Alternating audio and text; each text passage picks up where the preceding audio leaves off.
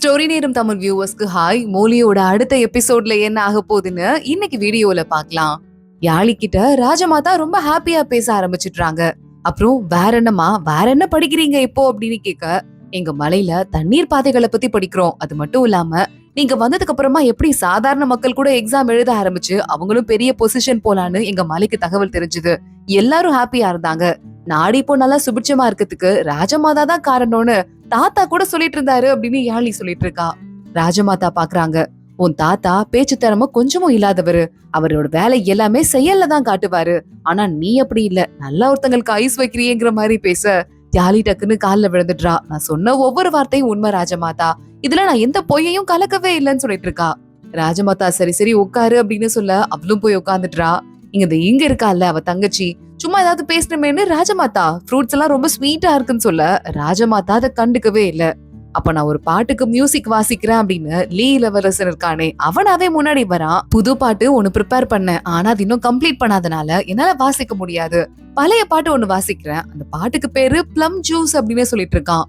அதப்பா சொல்லிட்டு வேகமா யாழிய வர திரும்ப பாக்குறான். யாழி ஆனா கேஷுவலா தான் உட்காந்துட்டு இருக்கா. மோயா கூட என்ன நடக்குதுன்னு அவளையே பாக்குறான். ஆனா அவனுக்கும் ஒண்ணும் புரியல.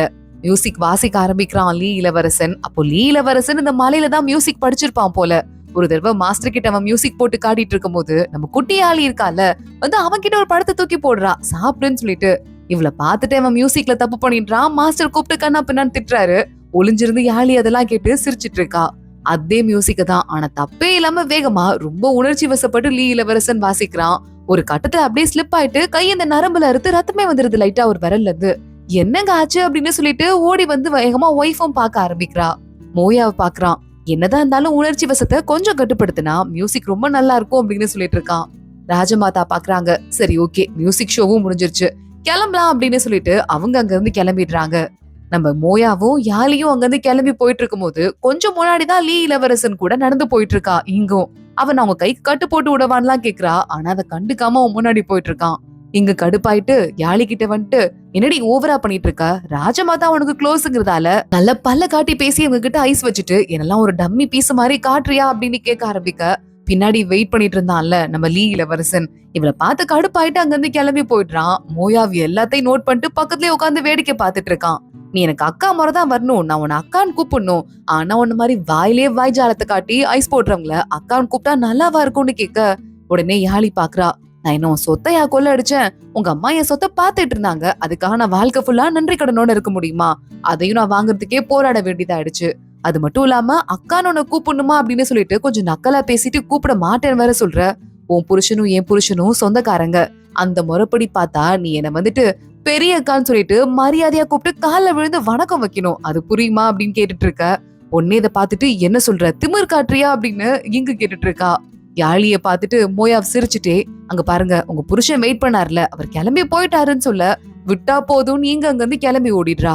யாழிய வேகமா மோயாவ் கிட்ட திரும்பி, அந்த பொண்ணு அவ்வளவு தப்பு தப்பா பேசிட்டு இருக்கா, ஆனா ஒரு வார்த்தை கூட புருஷங்கிற பேரை சப்போர்ட் பண்ணாம வேடிக்கை பார்த்துட்டு இருக்கீங்கன்னு கேக்குறா. மோயாவை பாக்குறான். யார் கூட உனக்கு என்ன ரிலேஷன்ஷிப் இருக்குங்கிறதுல நிறைய எனக்கு குழப்பம் இருக்கு. சோ என்னால சப்போர்ட் பண்ண முடியல, அதுக்கு வாய்ப்பும் கிடைக்கல அப்படின்னு சொல்லிட்டு நீ கேப் கொடுத்தாதானு கேட்டுட்டு இருக்கான். கரெக்டா அப்போ ராஜமாதாவோட அசிஸ்டன்ட் அங்க வந்து, யாழி நீங்க உள்ள எதையோ விட்டு போயிட்டீங்களா, ராஜமாதா கூப்பிடுறாங்கன்னு சொல்ல போயிட்டு வா அப்படின்னு மோயாவும் சொல்லிடுறான். ராஜமாதா மறுபடியும் யாழிய கூப்பிட்டு மத்த ஸ்டூடெண்ட்ஸ் எல்லாம் எப்படி இருக்காங்கன்னு கேட்க, எல்லாரும் நல்லா இருக்காங்க, நல்லா படிக்கிறாங்க, அங்கேயே நிறைய இடம் இருக்கு, காடு பகுதிங்கிறதால அங்கேயே அவங்களுக்கு தேவையானதெல்லாம் வேலை வச்சு சாப்பிட்டுக்கிறாங்க. நாங்க இருக்கும்போது கூட ராஜமாதா எழுத படிக்க பாட்டு எழுதுறதுக்கு, அப்புறம் நைட் ஆனா கிளம்பி பூக்களுக்கெல்லாம் தண்ணி ஊத்துறது, அதுக்கப்புறமா அடுத்த நாள் காலையில டீ இலை பறிக்க போறது அப்படின்னு சொல்லிட்டு இதான் என் வேலையா பாத்துட்டு இருந்தேன்னு சொல்லிட்டு இன்னொரு பீஸ தேடிட்டு இருந்தேன் ராஜமாதான்னு சொல்றா. ராஜமாதா அவளை பார்த்து சிரிக்கிறாங்க. இந்த ஹேண்ட் ரைட்டிங் இது ஒரு பெரிய குருவோட ஹேண்ட் ரைட்டிங், இதை நானும் காப்பி பண்றதுக்கு ரொம்ப நாளா ட்ரை பண்றேன், சுத்தமா முடியவே இல்ல. ஆமா மத்த எல்லாமே ஓகே, நீ ரொம்ப அறிவாளி பொண்ணா இருக்க, உனக்கு நான் என்ன சொல்ல வரேன்னு புரியும் நினைக்கிறேன். எல்லாத்த விட சின்சியாரிட்டி ரொம்ப முக்கியம் அப்படின்னு சொல்றாங்க. வாய்குதாரெல்லாம் கொஞ்சம் குறைச்சுக்கோன்னு சொல்றாங்க போல. யாழி பாக்குறா. எப்பவுமே சின்சியாரிட்டி தான் முக்கியம், தாத்தா சொல்லி கொடுத்துதான் வளர்த்திருக்காரு, அது நான் என்னைக்குமே மறக்க மாட்டேன் ராஜமாதா அப்படின்னு சொல்லிட்டு இருக்கா.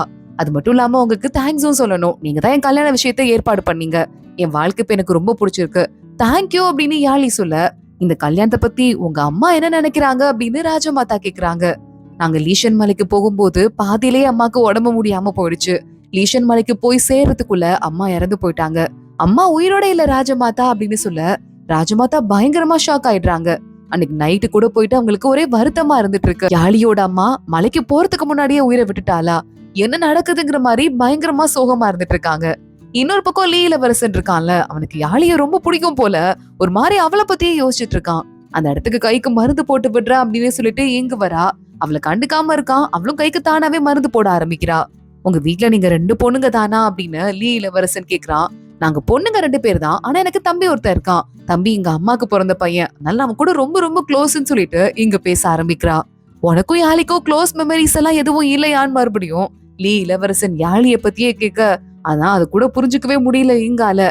அவளுக்கும் எனக்கும் க்ளோஸ்லாம் அவ்வளவா கிடையாது. 13 வயசு வரையதான் அவ வீட்டுல இருந்தா. அதுவும் இல்லாம அப்பப்போ அவங்க அம்மா கூட லீஷன் மலைக்கு போயிட்டு வருவாங்கிறதால அவ கூட எனக்கு பெருசா மெமரிஸ் இல்ல அப்படின்னு சொல்ல, அப்படியா, நல்லா யோசிச்சு பாரு, ஒரு மெமரிஸ் கூட இல்லையா அப்படின்னு லீ இளவரசன் கேக்குறான். ஆமாங்க, எனக்கு ஒன்னே ஒண்ணு ஞாபகம் வந்துருச்சு.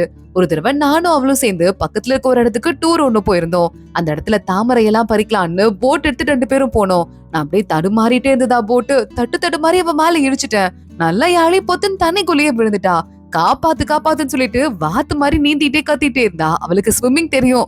ஸ்விம்மிங் பண்ணதை பாக்கணுமே, செம்ம காமெடியா இருந்தது. வாத்துக்குட்டி மாதிரியே இருந்ததுன்னு சொல்லிட்டு அவ யாழிய கிண்டல் பண்ணி சிரிக்க, செம்ம கியூட்டா இருக்குங்கிற மாதிரி நினைச்சிட்டு இந்த லீ இளவரசன் நல்லா பல்ல காட்டிட்டு இருக்கான். அவன் சிரிக்கிறத பார்த்துட்டு பயங்கரமா மோட்டிவேட் ஆயிட்டு இன்னும் நல்லா அவளை கிண்டல் பண்ணலான்ட்டு ஒரு தடவை இந்த யாழி இருக்கா இல்லங்க, என்ன கைய புடிச்சு அப்படியே இழுத்துட்டு போயிட்டு கொற்ற மலைய பார்த்து நிக்க வச்சா. அப்படியே அவ பாட்டு கெக்க பெக்கேன்னு சிரிச்சா பாருங்க. என்ன ஒரு வினோதமான பிறவி, பைத்தியக்காரியா இருப்பா போல அப்படின்னு இவ ரொம்ப சின்சியரா பேசிட்டு இருக்கா. ஆனா லீ இளவரசனுக்கு நல்ல பல்ல காட்டிட்டு இருக்கா அந்த கதையெல்லாம் கேட்டுட்டு. இங்க யாழி அடுத்த நாள் காலையில வெளியே வேலைக்கார போன பாக்குறா. ஹேய், ரம்பம் இருக்குல்ல, அது எனக்கு ஒண்ணு வேணும், அதை நீ காலைல எடுத்து வை, நான் நைட்டை யூஸ் பண்ணிக்கணும் அப்படின்னு சொல்லிட்டு மறுபடியும் உள்ள போயிடுறா. நடக்கிற கான்வர்சேஷன் மோயாவ் காதுல வாங்கிடுறான். எதுக்கு இவளுக்கு ரம்பம் அப்படின்னு பாத்துட்டு இருக்கான். அன்னைக்கு நைட்டு யாழி யாருக்கும் தெரியாம கையில ரம்பத்தை எடுத்துட்டு யாருக்கிட்டே ஒரு வார்த்தை சொல்லாம அங்கிருந்து கிளம்பி போறா. மோயாவ் அவளே வாட்ச் பண்ணிருக்கான். எங்க போறா அப்படின்னு. யாழி வீட்டு திறந்துட்டு வெளியவே ஓடி போயிடுறா. ஆளுங்க ரெடியா இருக்காங்கல்ல, வாட்ச் பண்ண சொல்லு, நம்மளும் கிளம்பலாம் அப்படின்னு மோயாவும் கிளம்பிட்டு இருக்கான். யாழி ஊருக்கு ஒதுக்குப்புறமா இருக்க ஒரு வீட்டுக்கு ஓடியே வந்துடுறா. எல்லாரும் தூங்கிட்டாங்க அப்படின்னு பின்னாடி திரும்பி பாக்குறா.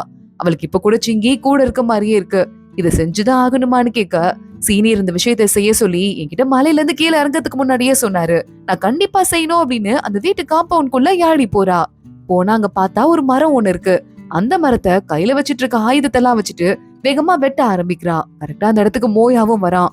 இங்க பாருங்களேன், நம்ம மேடம் எதுக்கு மரத்தை திருடுறதுக்கு வந்திருக்காங்க அப்படின்னு மோயாவோட அசிஸ்டன்ட் கேட்க, மோயா ஷாக் ஆயிட்டு பாத்துட்டு இருக்கான். கொஞ்ச நேரத்துல கஷ்டப்பட்டு மரத்தை வெட்டிடுறா. மரம் உடஞ்சு உழுவுது. உள்ள இருந்து யாரோ ஓடி வராங்க. அப்பா யாரோ மரத்தை வெட்டிட்டாங்கப்பான்னு ஒரு குரல் கூட கேக்குது. யாழி தலை தெரிச்சிட்டு அங்க இருந்து ஓடி வந்துட்டு இருக்க, கரெக்டா மோயாவோட வண்டி நிக்குது. உள்ள ஏறி போய் உட்காந்துக்கிறா யாழி. மோயாவை பாத்துட்டு மோயாவ் யாழின்னு கூப்பிட உஷன் அவனையே மிரட்டுறதுக்கு போறா. மோயாவ் அவளை பார்த்து முறைச்சிட்டு இருக்கான். வண்டி அங்க இருந்து கிளம்புனதுக்கு அப்புறமா வீட்டுக்கு வந்து அப்படியே பெட் டேபிள்லயே படுத்துட்டு, என்ன மன்னிச்சிடுறீங்களா, நம்ம தனியா பேசலாமா அப்படின்னு கேட்க, ஓ இப்போ உனக்கு அவமானமா இருக்கா, அடுத்த வீட்டுக்கு மரம் திருட போனப்போ உனக்கு அவமானமா இல்லையான்னு மோயாவ் கேட்டுட்டு இருக்கான். திருட போனா மரத்தை வெட்ட மட்டும் தான் போனேன்னு யாழி சொல்ல அசிஸ்டன்ட் பாக்குறான். நம்ம வீட்டுல இவ்வளவு மரம் இருக்கும் போது மேடம் எதுக்கு அங்க போய் அடுத்த வீட்டு மரத்தை திருடணும்னு கேட்டுட்டு இருக்கான். அவனை அங்க இருந்து வெளியே அமுச்சு விட்டுட்டு மோயா பாக்குறான். என்ன பண்ண, எதுக்கு அப்படி பண்ண அப்படின்னு. அதுவா, என் கூட வந்துட்டு சூயின்னு சொல்லிட்டு ஒரு அண்ணா இருக்காரு, சீனியர் அண்ணா. அந்த அண்ணா 2 தடவை எக்ஸாம்ல ஃபெயில் ஆயிட்டாரு. அப்ப அவர் அதை பத்தி ஜோசியம் எல்லாம் பாக்கும்போது, உன் வீட்டு வாசல்ல ஒரு மரம் இருக்கு, அந்த மரத்தை வெட்டுனா எல்லாம் சரியாயிரும்னு சொன்னாங்க. அந்த அண்ணா அந்த மரத்தை வெட்டுறதுக்கு நிறைய தடவை ட்ரை பண்ணாரு. ஆனா அவங்க அப்பா விடவே இல்ல. ஒவ்வொரு தடவையும் கழுத்துல கத்தி வச்சுட்டு மிரட்டிட்டே இருந்தாராம். அதான் அவர் என்கிட்ட சொன்னாரு, அவருக்காக இந்த மரத்தை நான் வெட்டிட்டேன், இனிமே ஒரு பாஸ் ஆயிருவாருல கீழே இறங்கி வந்தா அப்படின்னு பல்ல காட்டிட்டு இருக்கா. பாஸ் ஆயிருவாரான்னு தெரியாது, ஆனா நீ மட்டும் நான் வண்டியை நிறுத்தாம இருந்திருந்தா உன் கழுத்துல அவங்க அப்பா கத்தி வச்சிருப்பாரு அப்படின்னு சொல்ல, உடனே அதுதான் நான் ஓடிட்டேனே, நல்லா எனக்கு ஓட தெரியும் அப்படின்னு யாழி சொல்லிட்டு இருக்கா. ப்ளீஸ்ங்க, இதெல்லாம் ஒரு விஷயமா, மன்னிச்சிருங்க, இனிமே நான் பண்ண மாட்டேன் அப்படின்னு யாழி கெஞ்சிட்டு இருக்கா. அவன் கையை பிடிச்சி இழுத்துட்டு. அவனுக்கும் பாக்கிறதுக்கு பாவமா இருக்கு. யாழி, நீ ஏன் அந்த மாதிரி இவ்வளவு வேகமா ஓடுற, எதுக்காக இப்படி பண்றேன்னு கேட்க, சும்மாதான் ஹெல்த்துக்குன்னு சொல்லிட்டு யாழி சொல்றா. ஆனா அவன் மனசுக்குள்ள முகமூடி கட்டிட்டு எங்கேயோ பட்டு வேகமா ஓடுற மாதிரி ஒரு 2-3 பேர் புடிச்சிட்டு மறுபடியும் அவளை உள்ள கூட்டு போற மாதிரி ஞாபகம் எல்லாம் வருது. ஆனா அதெல்லாம் கண்டுக்காம ப்ராமிஸ் பண்றேன், நடக்காது அப்படின்னு சொல்லிட்டு இவனை ஒரு வழியா சமாளிக்கிறா. உள்ள போயிட்டு யாழி சிங்கி கிட்ட, ஏண்டி என்கிட்ட முன்னாடியே அவர் வந்துட்டு இருக்காருன்னு சொல்லலன்னு கேட்க, சாரிக்கா மறந்துட்டேன்னு சிங்கி சொல்றா. இனிமே ஞாபகப்படுத்துன்னு யாழி தூங்க ஆரம்பிக்கிறா. இங்க அடுத்த நாள் காலையில மறுபடியும் லீ இளவரசன் மியூசிக்க வாசிக்க ஆரம்பிக்கிறான். அந்த இடத்துக்கு இங்க வந்துட்டு இந்த ஆளுக்கு வேற வேலையே இல்ல, என்ன திரும்பி கூட பாக்குறது இல்லன்னு, நானி இங்க பாருங்களேன், அவர் என் புருஷனை திரும்பி பார்க்கணும், நான் என்ன பண்றது அப்படின்னு கேட்க, பக்கத்துல ஒரு பெரிய வித்தக்காரன்ட்ட வந்திருக்கானாமா. அந்த ஆளு மியூசிக் வாசிச்சா ஃபீனிக்ஸ் பறவையா எந்திரிச்சு பறக்குமா. இவருக்கு தான் ஆர்டிஸ்ட்ரி ரொம்ப இருக்குல்ல, அந்த ஆர்ட்ட மட்டும் நீ கத்துக்கிட்டனா கண்டிப்பா உன் மேல மயங்கிடுவாருன்னு சொல்ல, அவரை கூட்டிட்டு வாங்க அப்படின்னு இங்க சொல்லிக்கிட்டு இருக்கா. இங்க இன்னொரு பக்கம் யாழி கிட்ட சிங்கி பாத்துட்டு, என்னக்கா நேத்து உங்க புருஷன் உங்களை திட்டினாரு போலயேன்னு கேட்க, இல்லையே அவர் ஒண்ணு திட்டலையே, ஒரு வார்த்தை கூட கேட்கலன்னு யாழி சமாளிக்கிறா. அப்போ யாழிய பாக்குறதுக்கு ஒரு பெரியவர் வந்திருக்காருன்னு உள்ள கூட்டு வராங்க. இல்லம்மா, நேத்து எங்க வீட்டு வாசல்ல இருந்து ஒரு மரம் வந்து வெட்டப்பட்டிருக்கு, அந்த மரத்தை வெட்டணும்னு என் பையன் தான் சொல்லிட்டு இருந்தான், ஆனா அதுக்கப்புறம் அவன் மலைக்கு போயிட்டான், 8 வருஷமா மலை மூடி இருக்கு, நான் இப்ப கூட விசாரிச்சு அவன் தான் வந்துட்டானோன்னு, இன்னும் மலை ஓபன் ஆகல, ஆனா நீங்க மட்டும் தான் அந்த கேப்ல அங்க இருந்து வந்திருக்கீங்கன்னு கேள்விப்பட்டேன், நீங்க தான் அந்த வேலைய பார்த்ததாமா அப்படின்னு கேட்க, யாழி சரி தெரியாம பண்ணிட்டேன் சார், உங்க பையன் தான் அந்த மாதிரி பண்ண சொன்னாரு அப்படின்னு சொல்லிட்டு மன்னிப்பு கேட்டுடுறா. நீங்க போய் என்கிட்ட மன்னிப்பு கேட்கலாமாமா, அதெல்லாம் ஒண்ணும் பரவாயில்ல, என் பையன் நல்லா தானே இருக்கான் அப்படின்னு அவர் கேட்க, அவருக்கு என்ன, சீனியர் நல்லா இருக்காரு, அங்கவே இடம் இருக்கு, அவங்களே உணவெல்லாம் விலை வச்சுப்பாங்க, அது மட்டும் இல்லாம சில பொருட்கள்லாம் மார்க்கெட்ல இருந்து எப்படியாவது வந்துரும், அவர் அங்கேயே எள்ளு கேக் எப்படி பண்றதுன்னு கூட கத்துக்கிட்டாருன்னு சொல்ல, எள்ளு கேக்னா அவனுக்கு உயிர், நல்ல வேலை அவனே கத்துக்கிட்டானாமா, நல்ல வேலை அவன் நல்லா இருந்தா எனக்கு சந்தோஷம் தான்னு சொல்லிட்டு, சின்ன வயசுலயே கல்யாணம் பண்ணி வைக்கணும்னு நினைச்சேன், ஆனா அவன் தான் வேணான்னு சொன்னான், இப்ப மலையிலேயே அவனுக்கு 32 வயசு ஆயிடுச்சு, இன்னும் கல்யாணம் பண்ணாம இருக்கான், சரி பரவாயில்ல, அவனுக்குன்னு வாழ்க்கையில ஒரு வெளிச்சம் இருக்குன்னு அவன் நம்புற வரைய வேற எந்த பிரச்சனையும் இல்ல, இந்த லெட்டர் அவனுக்கு எழுதுனேம்மா, அவன்கிட்ட 8 வருஷமா பேசவே இல்ல, இது அவன் கிட்ட சேர்க்க முடியுமான்னு கேட்க, நான் என் மாஸ்டர்ஸ்க்குலாம் லெட்டர் எழுதிட்டே இருப்பேன், அதுல கொடுத்து விட்டுறேன்னு சொல்ல அவங்க அப்பா பயங்கரமா ஹாப்பி ஆயிடுறாரு. சரிம்மா பாத்துக்கோங்கம்மா, போயிட்டு வரேன் அப்படின்னு அங்க இருந்து கிளம்புறாரு. யாழி அந்த லெட்டரையும் பாக்ஸ்குள்ள போய் பத்திரமா சேர்த்து வச்சுக்கிறா. எங்க இந்த எங்கோட வீட்ல பீனிக்ஸ் பறவைலாம் இல்லங்க, அதெல்லாம் போய் உண்மையாவே பறவை மயில் தான் இருக்குன்னு சொல்லிட்டு அந்த வித்தக்காரர் இருக்கார்ல, அதை கொண்டு வந்து மயில போட்டிருக்காரு. கரெக்டா மியூசிக் வாசிக்கிறேன் அப்படின்னு சொல்லிட்டு ஒரு புல்லாங்குழல் எடுத்து வாசிக்க ஆரம்பிக்க, மயில் தோகையை விரிச்சு அப்படியே பறக்க ஆரம்பிக்குது. இங்கு நானின்னு சொல்லிட்டு எல்லாரும் ஹாப்பியா பாத்துட்டு இருக்காங்க. எனக்கும் இந்த வித்தைய சொல்லி கொடுங்கன்னு அவ கேக்குறா.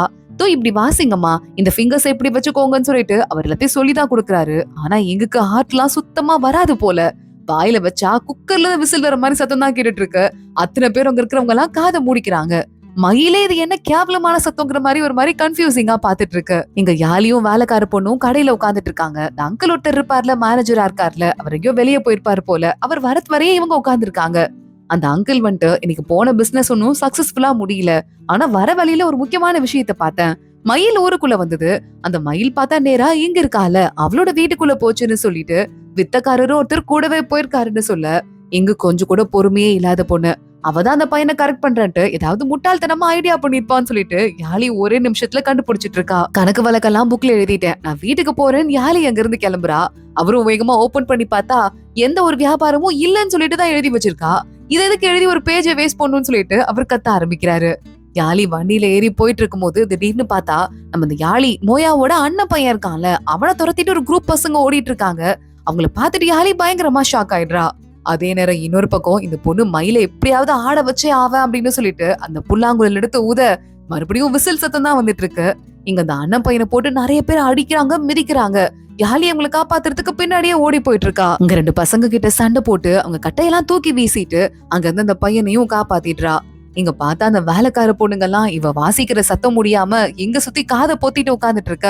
இங்க அவங்களெல்லாம் பார்த்து முறைக்கிறா. ஒரு வேலை மயிலுக்கு பறக்க மறந்துருச்சு போல மேடம், அதனால நான் என்ன பண்றேன், இப்ப இந்த மயில் மாதிரியே பறந்து காட்டுறேன்னு அந்த பொண்ணுங்க எல்லாம் பறந்து பறந்து அங்க இருந்து ஓட ஆரம்பிக்கிறாங்க.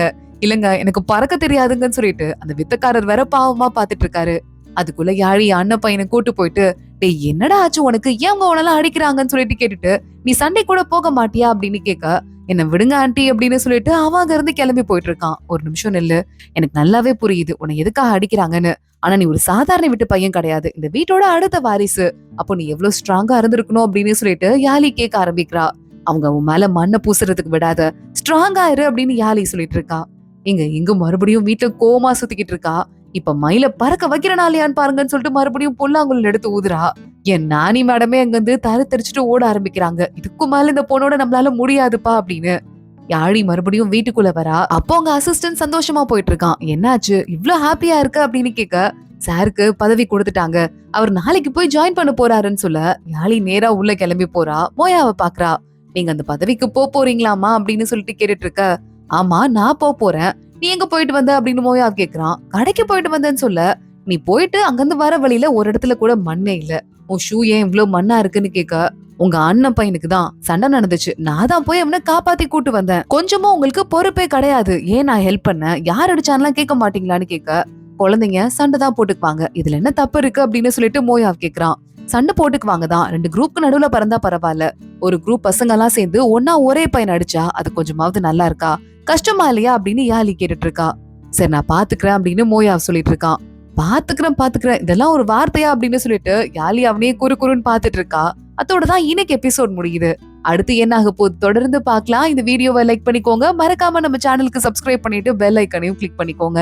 அடுத்த வீடியோல பார்க்கலாம். அதுவரைய பாய்.